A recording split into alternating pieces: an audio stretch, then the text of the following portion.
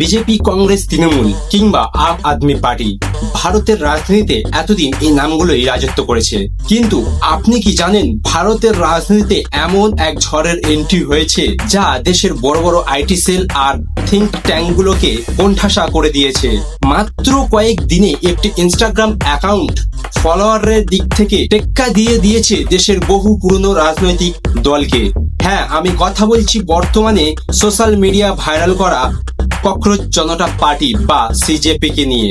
কিন্তু কেন হঠাৎ দেশের লাখ লাখ তরুণ যুবক এই তেলেপোকা পার্টিতে যোগ দিচ্ছে? এর পেছনে আসল রহস্যটা কি? চলুন আজ পুরো ঘটনাটি খোলসা করা যাক। ঘটনার সূত্রপাত কিন্তু কোনো রাজনৈতিক মঞ্চ থেকে হয়নি, হয়েছে দেশের সর্বোচ্চ আদালত অর্থাৎ সুপ্রিম কোর্ট থেকে।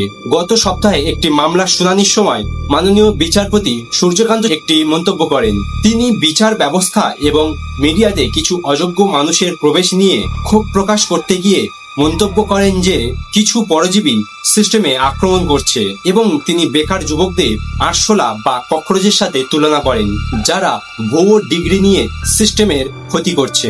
বিচারপতি হয়তো কোনো বিশেষ প্রেক্ষাপটে কথাটা বলেছিলেন, কিন্তু ভারতের ক্ষুব্ধ চাকরি প্রার্থী এবং বেকার যুব সমাজের গায়ে এই ককরোচ বা তেলেপোকা শব্দটা তীরের মতো গিয়ে বেঁধল। তারা ভাবলো, আচ্ছা, আমরা চাকরির জন্য পরীক্ষা দিচ্ছি, পেপার লিক হচ্ছে, রেজাল্ট আসছে না, আর আমাদের বলা হচ্ছে তেলেপোকা। ব্যাস, এই অপমানকেই জেনজি যুব সমাজ প্রতিবাদে সবচেয়ে বড় অস্ত্র বানিয়ে ফেললো। ডিজিটাল অ্যাক্টিভিটিস অভিজিৎ দীপকে গত 16 মে 2026 একটি ব্যঙ্গাত্মক ভার্চুয়াল দল ঘোষণা করলেন, যার নাম দেওয়া হলো ককরোচ জনতা পার্টি, সিজেপি। এখন প্রশ্ন হচ্ছে, একটা ব্যঙ্গাত্মক পেজ কিভাবে মাত্র কয়েকদিনে 80 লক্ষের বেশি ফলোয়ার্স পেয়ে গেল? এর পেছনে রয়েছে তিনটি মূল কারণ। প্রথমত, এদের প্রতীক এবং স্লোগান। এই পার্টির প্রতীক কোনো হাত, পদ্ম বা কাস্তে হাতুড়ি নয়। এদের প্রতীক হলো একটি মোবাইল ফোন, আর স্লোগান, প্রতিটি ফোনেই এখন সাহসের কণ্ঠস্বর রয়েছে।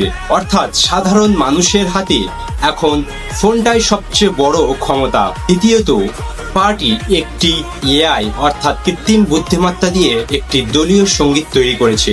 গানটি এতটাই ক্যাচি এবং এর লিরিক্স এতটাই ডার্ক ও রিয়েলিস্টিক যে ইনস্টাগ্রামে হাজার হাজার তরুণ এটি দিয়ে রিলস ভিডিও বানানো শুরু করেছে। তৃতীয়ত, সেলিব্রিটি এবং ভিআইপি সাপোর্ট। এটি শুধুমাত্র সাধারণ মানুষের মধ্যে সীমাবদ্ধ নেই, কারণ সবাই বুঝতে পারছেন এটি কোনো সাধারণ পেজ নয়, এটি তরুণদের পুঞ্জীভূত ক্ষোভের একটি অভিনব ডিজিটাল রূপ। আপনার যদি মনে হয় যে এরা শুধু মিম বানাচ্ছে, তাহলে ভুল ভাবছেন। এই ককরোচ জনতা পার্টি একটি 5 দফা নির্বাচনী ইস্তেহার প্রকাশ করেছেন, যা পড়তে হাসির মনে হলেও এর ভেতরের দাবিগুলি যৌক্তিক। তাদের মূল দাবি হলো, এক, সুপ্রিম কোর্টের কোনো বিচারপতি অবসরের পর ভারতের কোনো রাজ্যসভার এমপি হতে পারবেন না বা কোনো সরকারি লাভজনক পদ পাবেন না। 2, যেসব নেতা ভোটের পর দলবদল করে তাদের পরবর্তী 20 বছর নির্বাচনে দাঁড়ানো নিষিদ্ধ করতে হবে। 3, দেশের সংসদে নারীদের জন্য 50% আসন বাধ্যতামূলক করতে হবে। 4, এই পার্টি সম্পূর্ণ আরটিআই আইনের আওতায় থাকবে এবং কোনো বেনামি বা গোপন নির্বাচনী বন্ড থেকে টাকা নেবে না। ভাবুন একবার, যে দাবিগুলি বড় বড় রাজনৈতিক দল করতে ভয় পায়, মিমের ছলে এই ককরোচ পার্টি সেই দাবিগুলি মানুষের সামনে তুলে ধরছে।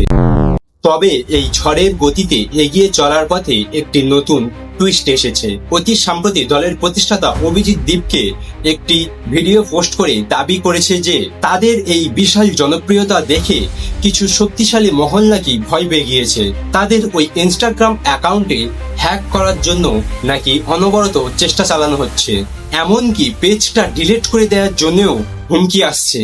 অভিজিৎ ভিডিওতে প্রশ্ন তুলেছেন, যারা নিজেদেরকে বিশ্বগুরু বা সবচেয়ে শক্তিশালী হিসাবে দাবি করেন, তারা কেন 20-21 বছর বয়সের তরুণদের তৈরি করা একটি মিম পেজকে এত ভয় পাচ্ছে?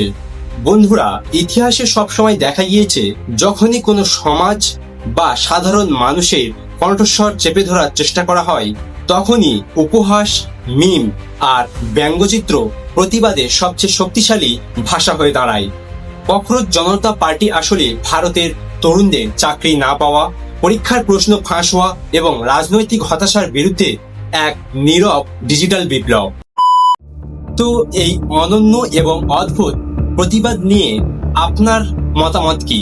আপনিও কি এই ককরোচ জনতা পার্টির ইস্তেহার সমর্থন করেন?